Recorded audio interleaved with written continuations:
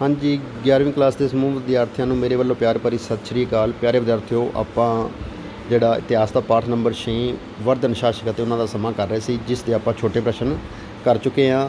ਅੱਜ ਆਪਾਂ ਇਸ ਦੇ ਕੁਝ ਹੋਰ ਜਿਹੜੇ ਹੈ ਛੋਟੇ ਪ੍ਰਸ਼ਨ ਕਰਾਂਗੇ ਔਰ ਇਹਦੇ ਵਿੱਚ ਆਪਾਂ ਸਿਰਫ ਬੇਟੇ ਇੰਪੋਰਟੈਂਟ ਪ੍ਰਸ਼ਨ ਕਰਾਂਗੇ। ਤਾਂ ਸਾਰਿਆਂ ਨੇ ਬੜੇ ਧਿਆਨ ਨਾਲ ਜਿਹੜਾ ਇਹਨਾਂ ਨੂੰ ਸੁਣਨਾ ਹੈ ਔਰ ਆਪਣੀਆਂ ਕਾਪੀਆਂ 'ਤੇ ਲਿਖਣਾ ਹੈ। ਤਾਂ ਪਹਿਲਾ ਪ੍ਰਸ਼ਨ ਹੈ, ਚਾਲੁਕਿਆ ਸ਼ਾਸਕ ਪੁਲਕੇਸ਼ਨ ਦੂਜੇ ਦੀਆਂ ਜਿੱਤਾਂ ਬਾਰੇ ਲਿਖੋ। ਤਾਂ ਚਾਲਕਿਆ ਵੰਸ਼ ਦਾ ਬੇਟੇ ਇੱਕ ਮਹਾਨ ਰਾਜਾ ਹੋਇਆ ਪੁਲਕੇਸ਼ਨ ਦੂਜਾ, ਜਿਸ ਨੂੰ ਹਰਸ਼ਵਰਧਨ ਨੇ ਹਰਾਇਆ ਸੀ। ਉਹਦੀਆਂ ਜਿੱਤਾਂ ਕਿਹੜੀਆਂ ਸੀ? ਪੁਲਕੇਸ਼ਨ ਦੂਜਾ ਬਦਾਮੀ ਦੇ ਪੂਰਵਕਾਲੀਨ ਪੱਛਮੀ ਚਾਲਕਿਆ ਵਿੱਚੋਂ ਸਭ ਤੋਂ ਸ਼ਕਤੀਸ਼ਾਲੀ ਸ਼ਾਸਕ ਸੀ। ਉਹ ਇੱਕ ਮਹਾਨ ਵਿਜੇਤਾ ਸੀ। ਉਸਨੇ 610 ਈਸਵੀ ਤੋਂ 642 ਈਸਵੀ ਤੱਕ ਸ਼ਾਸਨ ਕੀਤਾ। ਉਸ ਦਾ ਰਾਜ ਦੱਖਣੀ ਗੁਜਰਾਤ ਤੋਂ ਦੱਖਣੀ ਮੈਸੂਰ ਤੱਕ ਫੈਲਿਆ ਹੋਇਆ ਸੀ। ਉਸਨੇ ਅਨੇਕਾਂ ਜਿੱਤਾਂ ਪ੍ਰਾਪਤ ਕੀਤੀਆਂ। ਤਾਂ ਉਸ ਜਿੱਤਾਂ ਵਿੱਚ ਪਹਿਲੀ ਜਿੱਤ ਉਸਨੇ ਉੱਤਰੀ ਭਾਰਤ ਦੇ ਸਭ ਤੋਂ ਸ਼ਕਤੀਸ਼ਾਲੀ ਰਾਜਾ ਹਰਸ਼ਵਰਧਨ ਨੂੰ ਹਰਾਇਆ। ਇਹ ਉਸ ਦੀ ਬਹੁਤ ਵੱਡੀ ਜਿੱਤ ਮੰਨੀ ਜਾਂਦੀ ਹੈ। ਉਸਨੇ ਪੱਲਵ ਨਰੇਸ਼ ਮਹਿੰਦਰ ਵਰਮਨ ਪਹਿਲੇ ਨੂੰ ਹਰਾਇਆ ਅਤੇ ਉਸਦੇ ਰਾਜ ਦੇ ਕਈ ਪ੍ਰਦੇਸ਼ ਆਪਣੇ ਅਧਿਕਾਰ ਵਿੱਚ ਲੈ ਲਏ। ਉਸਨੇ ਰਾਸ਼ਟਰਕੂਟਾਂ ਦੇ ਹਮਲੇ ਦਾ ਬਹੁਤ ਬਹਾਦਰੀ ਨਾਲ ਸਾਹਮਣਾ ਕੀਤਾ। ਉਸਨੇ ਕਦੰਬਾਂ ਦੀ ਰਾਜਧਾਨੀ ਨੂੰ ਵੀ ਲੁੱਟਿਆ ਸੀ। ਤਾਂ ਹਰਸ਼ ਦੇ 3 ਰਾਜਿਆਂ ਦੇ ਨਾਲ ਕਿਹੋ ਜਿਹੇ ਸੰਬੰਧ ਸਨ? ਜਿਹੜੇ ਉਸ ਦੇ ਅਧੀਨ ਰਾਜੇ ਸੀ ਬੇਟੇ, ਉਹਨਾਂ ਨਾਲ ਸੰਬੰਧ ਹਰਸ਼ਵਰਧਨ ਦੇ ਕੀ ਸੀ? ਜਿਹੜਾ ਇੱਕ ਵੱਡਾ ਭਾਗ 3 ਰਾਜਿਆਂ ਦਾ ਸੀ, ਉਹਨਾਂ ਨੇ ਹਰਸ਼ ਨੂੰ ਆਪਣਾ ਮਹਾਰਾਜ ਅਧਿਰਾਜ ਕਬੂਲ ਕਰ ਲਿਆ ਸੀ। ਉਹ ਹਰਸ਼ ਨੂੰ ਨਿਯਮਤ ਰੂਪ ਨਾਲ ਨਜ਼ਰਾਨਾ ਦਿੰਦੇ ਸਨ ਅਤੇ ਯੁੱਧ ਦੇ ਸਮੇਂ ਉਹਨਾਂ ਦੀ ਸੈਨਿਕ ਸਹਾਇਤਾ ਵੀ ਕਰਦੇ ਸਨ। ਹਰਸ਼ ਦਾ ਆਪਣੇ ਅਧੀਨ ਸਾਰੇ ਸ਼ਾਸਕਾਂ ਉੱਤੇ ਕੰਟਰੋਲ ਇੱਕੋ ਜਿਹਾ ਨਹੀਂ ਸੀ। ਇਹਨਾਂ ਵਿੱਚੋਂ ਕੁਝ ਸਾਮੰਤ ਅਤੇ ਮਹਾਂਸਾਮੰਤ ਕਹਾਉਂਦੇ ਸਨ। ਕੁਝ ਸ਼ਾਸਕਾਂ ਨੂੰ ਰਾਜਾ ਦੀ ਪਦਵੀ ਵੀ ਪ੍ਰਾਪਤ ਸੀ। ਉਹਨਾਂ ਨੂੰ ਕਈ ਮੌਕਿਆਂ 'ਤੇ ਸਮਰਾਟਾਂ ਦੀ ਜੀ ਹਜ਼ੂਰੀ ਲਈ ਆਪ ਹਾਜ਼ਰ ਹੋਣਾ ਪੈਂਦਾ ਸੀ। ਹਰਸ਼ ਨੂੰ ਆਪਣੀ ਸੈਨਾ ਸਹਿਤ ਉਹਨਾਂ ਦੇ ਰਾਜਾਂ ਵਿੱਚੋਂ ਲੰਘਣ ਦਾ ਸਾਰਾ ਅਧਿਕਾਰ ਸੀ। ਕੁਝ ਅਧੀਨ ਰਾਜਿਆਂ ਨੂੰ ਆਪਣੇ ਪੁੱਤਰ ਅਤੇ ਨਜ਼ਦੀਕੀ ਸੰਬੰਧੀਆਂ ਨੂੰ ਹਰਸ਼ ਦੇ ਦਰਬਾਰ ਵਿੱਚ ਰਹਿਣ ਲਈ ਭੇਜਣਾ ਪੈਂਦਾ ਸੀ। ਜਦੋਂ ਸਾਮੰਤ ਆਪਣੇ ਪ੍ਰਦੇਸ਼ ਵਿੱਚ ਕਿਸੇ ਨੂੰ ਕਰ ਸਹਿਤ ਭੂਮੀ ਦਿੰਦੇ ਸਨ ਤਾਂ ਉਹਨਾਂ ਨੂੰ ਦਾਨ ਪੱਤਰ ਉਹ ਹਰਸ਼ ਰਾਹੀਂ ਚਲਾਏ ਗਏ ਸਾਮੰਤਾਂ ਦਾ ਪ੍ਰਯੋਗ ਕਰਨਾ ਪੈਂਦਾ ਸੀ। ਕੁਝ ਰਾਜਿਆਂ ਨੂੰ ਤਾਂ ਕਰ ਰਹਿਤ ਭੂਮੀ ਦੇਣ ਲਈ ਸਮਰਾਟ ਦੀ ਆਗਿਆ ਲੈਣੀ ਪੈਂਦੀ ਸੀ। ਤਾਂ ਅੱਗੇ ਬੇਟੇ ਹਰਸ਼ ਦੇ ਰਾਜ ਦੀਆਂ ਪ੍ਰਸ਼ਾਸਨਿਕ ਇਕਾਈਆਂ ਬੇਟੇ ਜਿਹੜਾ ਅੱਗੇ ਆਪਾਂ ਵੱਡੇ ਪ੍ਰਸ਼ਨ ਵਿੱਚ ਵੀ ਕਰਾਂਗੇ। ਅਤੇ ਇਹਦੇ ਵਿੱਚ ਵੀ ਹਰਸ਼ ਨੇ ਆਪਣੇ ਸਮਰਾਜ ਦੇ ਵੱਖ-ਵੱਖ ਪ੍ਰਸ਼ਾਸਨਿਕ ਇਕਾਈਆਂ ਵੰਡਿਆ ਹੋਇਆ ਸੀ। ਬੰਸਖੇੜਾ ਦੇ ਸ਼ਿਲਾਲੇਖ, ਜਿਹੜਾ ਬੰਸਖੇੜਾ ਬੇਟੇ ਇੱਕ ਉੱਥੇ ਜਿਹੜਾ ਉਹਨਾਂ ਦਾ ਸ਼ਿਲਾਲੇਖ ਉਹ ਹੈਗਾ ਉਹ ਪੱਥਰ 'ਤੇ ਬੇਟੇ ਜਿਸ ਸਮੇਂ ਉਹ ਕੋਈ ਕੰਮ ਕਰਦੇ ਸੀ ਤਾਂ ਜਿਵੇਂ ਆਪਾਂ ਇੱਕ ਨੀਂਹ ਪੱਥਰ ਰੱਖਦੇ ਹਾਂ ਨਾ, ਤਾਂ ਉਸ ਸਮੇਂ ਉਹ ਸ਼ਿਲਾਲੇਖ ਲਿਖਵਾਉਂਦੇ ਸੀ। ਤਾਂ ਉਹ 4 ਪ੍ਰਦੇਸ਼ਾਂ ਭਾਗਾਂ ਦਾ ਵਰਣਨ ਕਰਦਾ, ਜਿਹਦੇ ਵਿੱਚ ਵਿਸ਼ਾ, ਪੁਖਤੀ, ਪੱਥਕ ਅਤੇ ਗ੍ਰਾਮ। ਪਰ ਮਧੂਬਨ ਦੇ ਸ਼ਿਲਾਲੇਖ ਵਿੱਚ ਮਧੂਬਨ ਇੱਕ ਹੋਰ ਜਿਹੜਾ ਬੰਸਖੇੜਾ ਤੋਂ ਇਲਾਵਾ ਇੱਕ ਹੋਰ ਥਾਂ ਦਾ ਸ਼ਿਲਾਲੇਖ ਹੈਗਾ।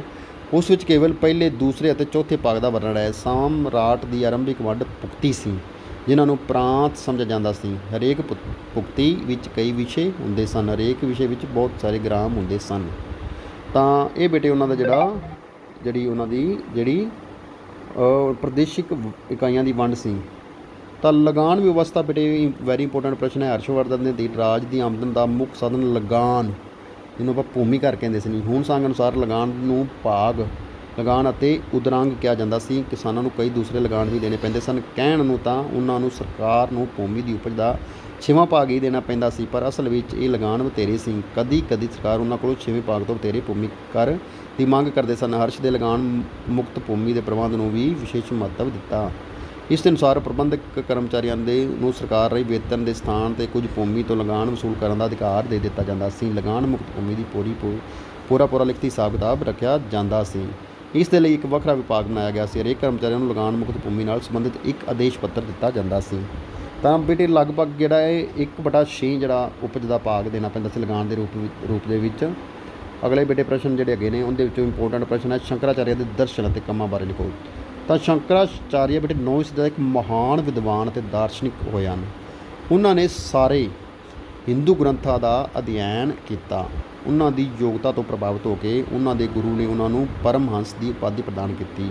ਉਹਨਾਂ ਨੇ ਬੁੱਧ ਧਰਮ ਦੇ ਦਾਰਸ਼ਨਿਕ ਅਤੇ ਪ੍ਰਚਾਰਕਾਂ ਨੂੰ ਚੁਣੌਤੀ ਦਿੱਤੀ ਅਤੇ ਉਹਨਾਂ ਨੂੰ ਵਾਦ ਵਿਵਾਦ ਵਿੱਚ ਅਨੇਕਾਂ ਵਾਰ ਹਰਾਇਆ। ਉਹਨਾਂ ਨੇ ਭਾਰਤ ਦੀਆਂ 4 ਦਿਸ਼ਾਵਾਂ ਵਿੱਚ ਇੱਕ ਮੱਠ ਬਣਵਾਇਆ।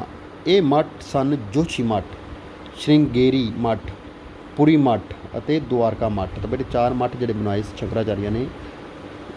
ਇਹ ਹੀ ਮੱਠ ਅੱਗੇ ਚੱਲ ਕੇ ਹਿੰਦੂ ਧਰਮ ਦੇ ਪ੍ਰਸਿੱਧ ਪ੍ਰਸਾਰ ਕੇਂਦਰ ਬਣੇ। ਉਹਨਾਂ ਨੇ ਸਾਧੂ ਸੰਨਿਆਸੀਆਂ ਦੇ ਕੁਝ ਸੰਘ ਵੀ ਸਥਾਪਿਤ ਕੀਤੇ। ਸ਼ੰਕਰਾਚਾਰਿਆ ਦੇ ਪ੍ਰਭਾਵ ਨਾਲ ਬੁੱਧ ਦਰਸ਼ਨ ਦੀ ਸਿੱਖਿਆ ਬੰਦ ਕਰ ਦਿੱਤੀ ਗਈ ਅਤੇ ਉਸ ਦਾ ਸਥਾਨ ਹਿੰਦੂ ਦਰਸ਼ਨ ਨੇ ਲੈ ਲਿਆ। ਸ਼ੰਕਰਾਚਾਰਿਆ ਦੇ ਲੋਕਾਂ ਵਿੱਚ ਅਦਵੈਤ ਦਰਸ਼ਨ ਦਾ ਪ੍ਰਚਾਰ ਕੀਤਾ। ਉਹਨਾਂ ਨੇ ਲੋਕਾਂ ਨੂੰ ਦੱਸਿਆ ਕਿ ਬ੍ਰਹਮਾ ਅਤੇ ਸੰਸਾਰ ਵਿੱਚ ਕੋਈ ਅੰਤਰ ਨਹੀਂ। ਸਾਰੇ ਜੀਵਾਂ ਦੀ ਉਤਪਤੀ ਬ੍ਰਹਮਾ ਤੋਂ ਹੁੰਦੀ ਹੈ ਅਤੇ ਅੰਤ ਵਿੱਚ ਉਹ ਬ੍ਰਹਮਾ ਵਿੱਚ ਹੀ ਲੀਨ ਹੋ ਜਾਂਦੇ ਹਨ।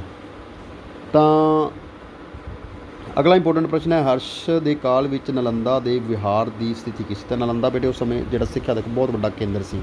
ਤਾਂ ਹਰਸ਼ਵਰਧਨ ਦੇ ਕਾਲ ਵਿੱਚ ਨਾਲੰਦਾ ਦਾ ਮੱਠ ਆਪਣੀ ਚਰਮ ਸਿਖਰ 'ਤੇ ਸੀ। ਹਿਊਨ-ਸਾਂਗ ਨੇ ਵੀ ਆਪਣੇ ਵੇਰਵੇ ਵਿੱਚ ਨਾਲੰਦਾ ਦੀ ਬਹੁਤ ਦਿਲਚਸਪ ਵਰਣਨ ਕੀਤਾ ਹੈ।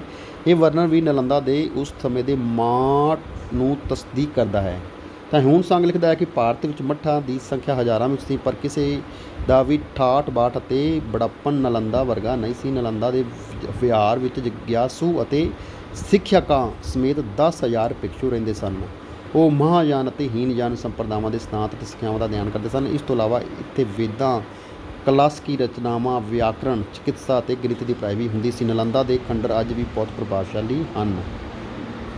ਤਾਂ ਇਹਦਾ ਬੇਟੇ ਅੱਗੇ ਜਿਹੜਾ ਅਗਲੇ ਇੰਪੋਰਟੈਂਟ ਪ੍ਰਸ਼ਨ ਨੇ ਉਹਦੇ ਵਿੱਚ ਆਪਾਂ ਦੇਖਦੇ ਹਾਂ ਜਿਹੜਾ ਹੈਗਾ ਭਾਰਤ ਦੇ ਇਤਿਹਾਸ ਵਿੱਚ ਹੂਣਾਂ ਨੇ ਕੀ ਭੂਮਿਕਾ ਨਿਭਾਈ। ਤਾਂ ਹੂਣ ਅੱਗੇ ਆਪਾਂ ਪੜ੍ਹਿਆ ਬੇਟੇ ਵਿਦੇਸ਼ੀ ਜਾਤੀ ਸੀ। ਹੂਣ ਮੱਧ ਏਸ਼ੀਆ ਦੀ ਇੱਕ ਜੰਗਲੀ ਅਤੇ ਅਸੱਭਿਅਕ ਜਾਤੀ ਸੀ। ਇਹਨਾਂ ਲੋਕਾਂ ਨੇ 6ਵੀਂ ਸਦੀ ਦੇ ਆਰੰਭ ਤੱਕ ਉੱਤਰ ਪੱਛਮੀ ਭਾਰਤ ਦੇ ਇੱਕ ਬਹੁਤ ਵੱਡੇ ਭਾਗ ਉੱਤੇ ਆਪਣਾ ਅਧਿਕਾਰ ਜਮਾ ਲਿਆ। ਭਾਰਤ ਵਿੱਚ ਹੂਣਾਂ ਦੇ ਦੋ ਪ੍ਰਸਿੱਧ ਸ਼ਾਸਕ ਤੋਰਮਾਨ ਅਤੇ ਮਿਹਰਕੁਲ ਹੋਏ ਹਨ। ਤੋਰਮਾਨ ਨੇ 500 ਈਸਵੀ ਦੇ ਲਗਭਗ ਮਾਲਵਾ ਉੱਤੇ ਕਬਜ਼ਾ ਕਰ ਲਿਆ ਸੀ। ਉਸ ਨੇ ਮਹਾਰਾਜਾਧਿਰਾਜ ਦੀ ਉਪਾਧੀ ਵੀ ਧਾਰਨ ਕੀਤੀ। ਤੋਰਮਾਨ ਦੀ ਮੌਤ ਤੋਂ ਬਾਅਦ ਉਸ ਨੇ ਪੁੱਤਰ ਮਿਹਰਕੁਲ ਜਾਂ ਮਿਹਰਗੁਲ ਦਾ ਨੇ ਸ਼ਾਕਲ ਨੂੰ ਆਪਣੀ ਰਾਜਧਾਨੀ ਬਣਾਇਆ।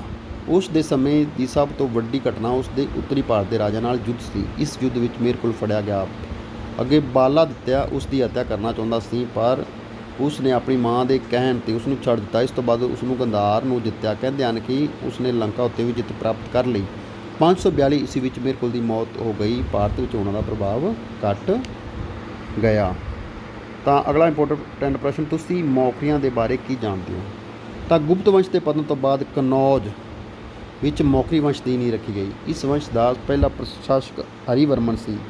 ਉਸ ਦੇ ਉੱਤਰਕਾਲੀਨ ਗੁਪਤ ਸਮਰਾਟਾਂ ਨਾਲ ਮਿੱਤਰਤਾਪੂਰਨ ਸੰਬੰਧ ਸਨ। ਮੌਖਰੀ ਵੰਸ਼ ਦਾ ਦੂਸਰਾ ਪ੍ਰਸਿੱਧ ਸ਼ਾਸਕ ਈਸ਼ਵਰਵਰਮਨ ਜਾਂ ਈਸ਼ਵਾਵਰਮਨ ਸੀ। ਉਸ ਨੇ ਆਂਧਰਾ ਅਤੇ ਸ਼ੁਲਕ ਰਾਜਾਂ ਉੱਤੇ ਜਿੱਤ ਪ੍ਰਾਪਤ ਕੀਤੀ। ਉਸ ਦੀ ਮੌਤ ਤੋਂ ਬਾਅਦ ਉਸ ਦਾ ਪੁੱਤਰ ਕ੍ਰੈਵਰਮਨ ਉਸ ਦਾ ਵਾਰਸ ਬਣਿਆ। ਉਹ ਮੌਖਰੀ ਵੰਸ਼ ਦਾ ਆਖਰੀ ਸਮਰਾਟ ਸੀ। ਉਸ ਦਾ ਵਿਆਹ ਹਰਸ਼ ਦੀ ਭੈਣ ਰਾਜਸ਼੍ਰੀ ਨਾਲ ਹੋਇਆ ਸੀ। ਮਾਲਵਾ ਦੇ ਗੁਪਤ ਸਮਰਾਟ ਦੇਵਗੁਪਤ ਨਾਲ ਉਸ ਦੀ ਦੁਸ਼ਮਣੀ ਸੀ। ਦੇਵਗੁਪਤ ਨੇ ਗ੍ਰਹਿਵਰਮਨ ਨੂੰ ਹਰਾਇਆ ਅਤੇ ਉਸ ਨੂੰ ਮਾਰ ਦਿੱਤਾ। ਉਸ ਨੇ ਉਸ ਦੀ ਪਤਨੀ ਰਾਜਸ਼੍ਰੀ ਨੂੰ ਵੀ ਜੇਲ੍ਹ ਵਿੱਚ ਸੁੱਟ ਦਿੱਤਾ। ਬਾਅਦ ਵਿੱਚ ਆਪਣੀ ਭੈਣ ਨੂੰ ਛਡਾਉਣ ਲਈ ਹਰਸ਼ ਨੇ ਵੱਡੇ ਭਰਾ ਰਾਜਵਰਧਨ ਤੇ ਦੇਵਗੁਪਤ ਉੱਤੇ ਹਮਲਾ ਕਰ ਦਿੱਤਾ ਅਤੇ ਉਸ ਦੀ ਹੱਤਿਆ ਕਰ ਦਿੱਤੀ। ਅੰਤ ਵਿੱਚ ਕਨੌਜ ਹਰਸ਼ਵਰਧਨ ਦੇ ਸਾਮਰਾਜ ਦਾ ਅੰਗ ਬਣ ਗਿਆ। ਤਾਂ ਇਹ ਬੇਟੇ ਜਿਹੜੇ ਇਸ ਪਾਠ ਦੇ ਕੁਝ ਇੰਪੋਰਟੈਂਟ ਪ੍ਰਸ਼ਨ ਸੀ। ਅਗਲੇ ਜਿਹੜੇ ਮਹੱਤਵਪੂਰਨ ਪ੍ਰਸ਼ਨ ਆਪਾਂ ਅਗਲੇ ਸੈਸ਼ਨ ਦੇ ਵਿੱਚ ਕਰਾਂਗੇ।